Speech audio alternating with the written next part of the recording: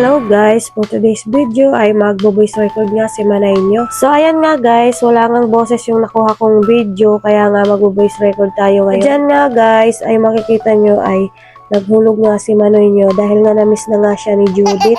Dahil nga Judith na nga ng motor namin, kaya dyan nga ay naghulog na nga si Manoy nyo. So ako nga guys, tamang hintay-hintay lang dito sa tura-tura ni Manoy. So ayan nga guys, habang naghihintay nga ako kay Manoy, so nagbibideo nga ako dyan. So ito guys, papunta na kami sa next na Judith namin. So ang daming Judith ngayon guys. So pasensya nyo na guys yung boses ko kasi nga ay may sipon pa rin ako at may ubo.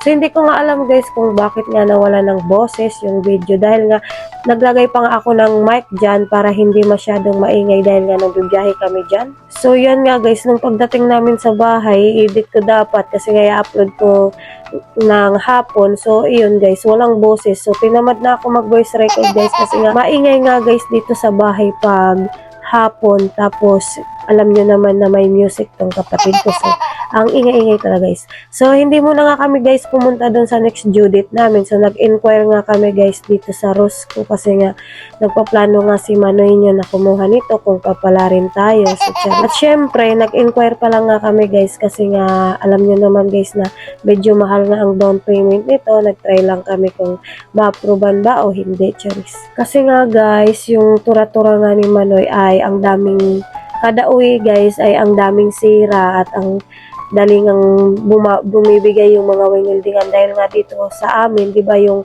daanan namin dito ay sobrang lubak-lubak. So ito nga guys na daanan namin ay talagang lubak-lubak, so ang bilis ng sasakyan makasira ng mga wingildingan, ganyan. So buti nga guys ay meron nga kaming welding machine kaya sinasarili na lang ni Manoy yung i-repair. So dyan nga guys ay niloloko ko nga si Manoy kasi sabi ko ito na lang na parang motor. So yan nga guys, kasi nga yung business natin ay isda.